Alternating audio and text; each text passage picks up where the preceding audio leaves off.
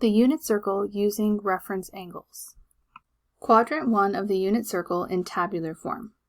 Since all reference angles, by definition, must be between 0 degrees and 90 degrees, let's focus on quadrant 1 of the unit circle and view and then construct the values in tabular form.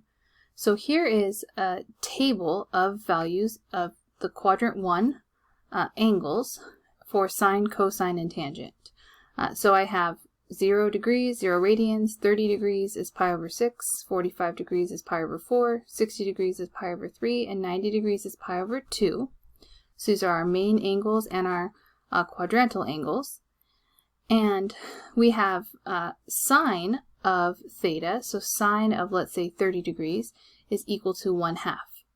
And let's say we're trying to find cosine of pi over 3. Well, that's 1/2. And let's say I'm trying to find tangent of 45 degrees. That's going to give me 1. So that's how to use this table. So if I want tangent of a particular angle, I look at the corresponding column and row and then read off the value that's there. So it's kind of a different way of looking at and thinking about the quadrant 1 values and the quadrantal angles surrounding quadrant 1 for sine, cosine, and tangent. So while it's not really practical to construct an entire unit circle on every, let's say, quiz or exam, or in your future math classes when you're expected to just know these values really quickly, it's just not really feasible to draw the entire unit circle. But sometimes what students do is they construct this table for quadrant 1 of the unit circle and the two quadrantal angles here, and if you do it enough times, you actually just kind of remember what those values are, which is the ideal situation, just having these memorized. And there's kind of a nice little way to help remember how to construct this table. Well, first things first is you do just have to know the angles in order from least to greatest, and that the table goes in the order of sine first, then cosine, then tangent. So you have to start by labeling all this here. And then here's a nice little way to construct this table. So the way it works is that you're going to start at the top of the sine column, and you're going to write the numbers 0, 1, 2, 3, and 4 in order straight down along that column. Then you're going to square root all of those values, and then you're going to divide each of those values by 2. Now we're going to simplify those that can be simplified. So here, the square root of 0 is 0. 0 divided by 2 is 0. Here, the square root of 1 is 1, so we just get 1/2. Square root of 2 can't be simplified, so square root of 2 over 2 we leave alone.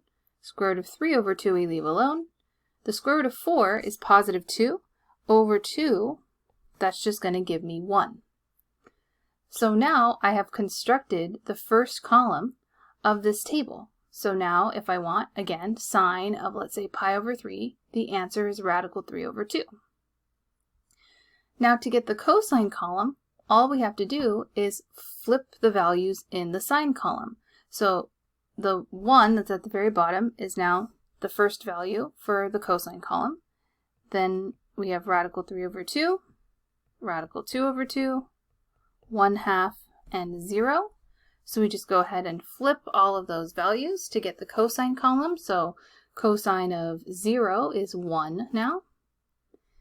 And then tangent is, of course, y over x, or sine over cosine. So we can take the first column value over the second column value. So we have 0 over 1, which is just 0.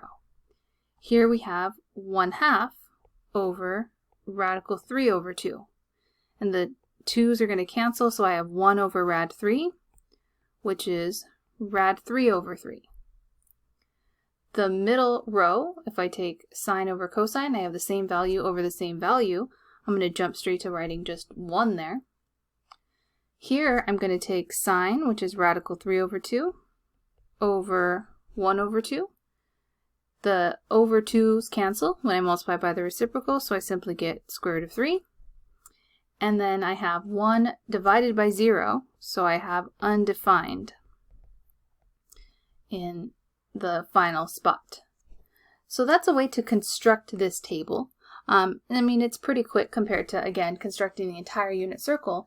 And now we're going to go ahead and see how would we find those other values on the unit circle, the ones in quadrants 2, 3, and 4, by simply knowing the quadrant 1 values, right? So having these memorized or, quickly constructing this table. So in this example, we're going to evaluate the following trigonometric functions using reference angles if possible. So not reference triangles, we're going to use reference angles. So here are the steps. First, we're going to determine the reference angle theta prime and evaluate the trig function at theta prime. So here we have sine of 5 pi over 3. So what is the reference angle for 5 pi over 3? Well, I'm not going to do this for everyone, but I'm going to go ahead and sketch 5 pi over 3. It's actually over here in quadrant 4. So I have, here's 5 pi over 3. And what's the reference angle? Well, the reference angle is pi over 3. Right? That's what's going to get me to 2 pi, which is 6 pi over 3. That's how far I am away. Remember, my options here are going to be pi over 6, pi over 3, or pi over 4. So we can see it's going to be pi over 3. So instead of doing sine of 5 pi over 3, we're going to determine the reference angle, which is pi over 3, and evaluate the trig function at that value. So here, this is, we're going to think about, well, what is sine of pi over 3? Well, sine of pi over 3, that's a quadrant 1 angle. So again, this is something that we either need to have memorized or we need to construct the table and read that value off the table. So sine of just pi over 3, the reference angle, is radical 3 over 2. So we've done that, determine the reference angle theta prime, and evaluate the trig function at theta prime. So found the reference angle, evaluated the trig function at that reference angle. So now, based on the quadrant of theta, the original angle, determine the sign, either positive or negative, of the given trig function and attach to the previous step. So in other words, all we need to do now is decide whether the answer stays positive, radical 3 over 2, or is negative, depending on what quadrant 5 pi over 3 lands in. Well, 5 pi over 3 was over here in quadrant 4, and we said all students take calculus, so only cosine is positive in quadrant 4. So that means the final answer is negative. So notice I didn't put an equal sign here. I want to be really careful. So I can't say sine of 5 pi over 3 equals sine of pi over 3, because that's not true, but it does equal negative sine of pi over 3. So we just simply need to stick a negative in front because 5 pi over 3 was in quadrant 4, where only cosine is positive. So my answer is negative radical 3 over 2. So let's try this again. Part B here, we have tangent of 3 pi over 4. So 3 pi over 4 is in quadrant 2. And the reference angle there is pi over 4. Right? The actual angle was 3 pi over 4. So instead of doing tangent of 3 pi over 4, we're going to think about doing tangent of the reference angle. What's tangent of pi over 4? It's always going to be a quadrant 1 angle, because reference angles are always between 0 and 90, or 0 and pi over 2. So tangent of pi over 4 is simply 1. And again, the question becomes, is it going to be a positive 1 or a negative 1? Well, 3 pi over 4 is in quadrant 2. So we have all students, only sine is positive there. So then this is going to end up being negative tangent of pi over 4, or negative 1. In part C here, we have cosine of negative 5 pi over 6. So if you've noticed a little bit of a pattern, when I have an angle given in radians, the reference angle is simply either pi over 6, pi over 4, or pi over 3. So depending on what you see in the original angle here, as long as this angle is in lowest terms, so 5 pi over 6 is in lowest terms, so the reference angle is just pi over 6. That's how far I'm going to be away from the x-axis. So I don't even have to, if I don't want to, sketch out where the angle is at to find the reference angle. And ideally, we don't want to have to do that. So I want to just say, all right, let's evaluate cosine of the reference angle, cosine of pi over 6. Well, cosine of pi over 6 is the square root of 3 over 2. Again, where are we getting that? Memorization and or recreating the table or quadrant 1 of the unit circle. So now it's just a matter of, is this a positive or negative answer? So that's when I need to know, where is negative 5 pi over 6? So at this point, we can, if we again still need to, we can construct where that angle's at. But the ideal situation is just to be able to visually think about where this angle is going to lie. So since it's a negative angle, it's going to go in a clockwise direction, and it's going to go negative 5 pi over 6. So it's going to go almost a whole pi around. So it's going to land me in quadrant 3. Negative 5 pi over 6 is going to be just short of negative pi, right? Negative 6 pi over 6. So I'm going to go to quadrant 3, and in quadrant 3, only tangent is positive. So that means that this is going to be a negative answer, negative radical 3 over 2. Now, I didn't construct the angle or, the reference angle. I did it all mentally, but tried to explain my way through how I got these answers. Let's go ahead and try another example. We have sine squared of 210 degrees plus 4 cosine of 60 degrees. So we have to do each one separate. And let's remember, this is sine of 210 degrees squared, and then plus 4 times cosine of 60 degrees. Again, I can't do anything like multiply the 4 in. That's not a thing. I have to just do each trig function separately. Now, sine of 210 degrees, we can use a reference angle on. So since this is the first one we're doing with degrees, I'll go ahead and actually sketch it, although again, we don't have to. So 210 degrees is going to be in quadrant 3 with a reference angle of 30 degrees. That's how far I am from the x-axis, which is 180 degrees. So my reference angle is 30. So here, instead of doing sine of 210, I'm going to do sine of 30 degrees and square it. But again, I have to make sure I fill in the correct sign for the sine function. So my angle is in quadrant 3, and in quadrant 3, only tangent is positive. So this is actually going to be a negative value that we're going to square. So the negative is actually going to square out anyways, but it's important to be precise because we are putting equals. So we do want to put negative sine of 30 degrees squared, and then plus 4, and we can actually evaluate this right away. Cosine of 60, that's an angle in quadrant 1, so it's a value that we should, again, just know. Oops, so this is 1/2. And so what do we have here? So we have negative 1/2 squared, sine of 30 degrees is also 1/2, plus 2, 4 times 1/2 is 2. So here the negative squares out, and we have 1/4 plus 2. We can add these together if we write them with common denominators. 1/4 plus 8/4 is 9/4.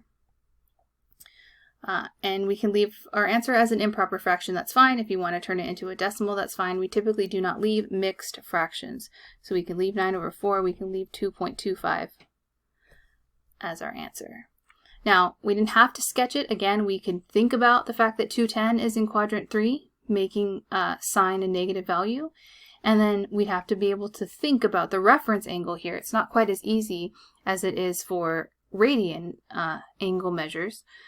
We'd have to think about, oh, okay, 210 degrees, how far away am I from the x-axis? Well, the x-axis is 180 degrees right there, so I'm 30 degrees away. So I can do this mentally, but you can sketch it as well. Start to look at a few more challenging problems. So in part E here, I have tangent of 23 pi over 6 minus cotangent of pi over 4. So here, we do have our angle in lowest terms. This can't be reduced any further. So we can just say that the reference angle is pi over 6, right? We can kind of chop off that number multiplied by pi in the numerator. So we are essentially evaluating what is tangent of pi over 6? Well, tangent of pi over 6, quadrant 1 angle, is radical 3 over 3. So now it's just a matter of, is this going to end up being positive, staying positive, or changing to negative? And it depends on what quadrant 23 pi over 6 is in. So this is one where I'm going to talk you through how I would think about it. I don't want to have to write it out every time. I don't want to have to sketch the angle. So here, 23 pi over 6 is just shy of 24 pi over 6, which is 4 pi. Right, so 24 over 6 is 4. So I'm just short of 4 pi, excuse me. So, I mean, I will kind of sketch it out, but this is how I'm thinking about it. So 4 pi is 24 pi over 6. So if I'm just short of that, 23 pi over 6, that must mean I'm in quadrant 4. Right, 23 pi over 6 has to be in quadrant 4. So I don't want to have to draw it out. This is how I'm thinking about it though. I'm just short of 4 pi. 23 pi over 6 lands me in quadrant 4, where only cosine is positive. So it turns out this is going to be a negative value. And then we'll go ahead and also evaluate what is cotangent of pi over 4. Well, here I'm going to use my reciprocal identity first. So 1 over tangent of pi over 4.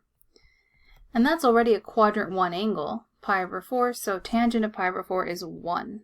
So I have minus just 1 over 1. And to combine these together, I need common denominators, so multiply the top and bottom by 3. So I end up with negative rad 3 minus 3 over 3. And that is my answer. So I wanted to make sure and cover some that were a little bit more difficult, ones with some bigger angles, and ones that we have to work on the simplification a little bit. And now part F, I am asked to evaluate cosine of 5 pi plus secant of 5 pi over 3. Well, 5 pi is a quadrantal angle. It's coterminal to just pi.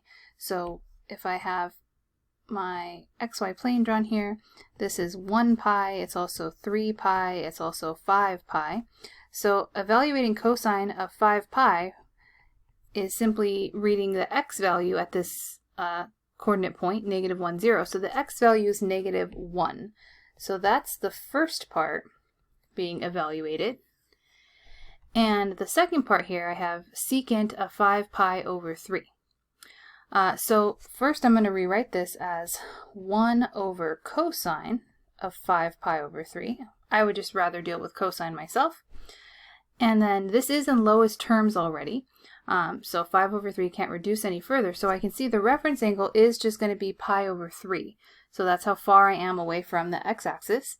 So this problem is going to become negative 1 plus 1 over, instead of 5 pi over 3, it's cosine of pi over 3. But I have to think about whether this is going to be positive or negative. So where is 5 pi over 3? Well, that angle is in quadrant 4. So 5 pi over 3 is way over here in quadrant 4. And cosine is positive in quadrant 4. So this is going to stay a positive value. So I have negative 1 plus 1 over cosine of pi over 3 is 1/2. So I have negative 1 plus 2. So here if I multiply by the reciprocal, and then I end up with just positive 1. Now before I wrap this up, just one final thing. I've been saying we want to make sure the angle is in lowest terms, so let me just give a brief example of what I mean by that. Let's say you're asked to evaluate sine of 9 pi over 6. So sometimes if we're moving a little too quickly, we might just think, oh, okay, the reference angle pi over 6. But we have to really be careful about that, because 9 pi over 6 is able to be reduced. This is sine of 3 pi over 2, which of course is a quadrantal angle, which we would evaluate in a completely different way, where we wouldn't use reference angles in this case. So 3 pi over 2 is just going straight down along the y-axis, and so the sine value, the y value there, is simply negative 1. So that's what I meant by, we want to just be careful about like ignoring that coefficient in front of pi. Every time we have to make sure that the angle is in lowest terms for that to apply. And we have to make sure we're talking about the angles on our unit circle, where those reference angles possibilities are pi over 3, pi over 4, pi over 6.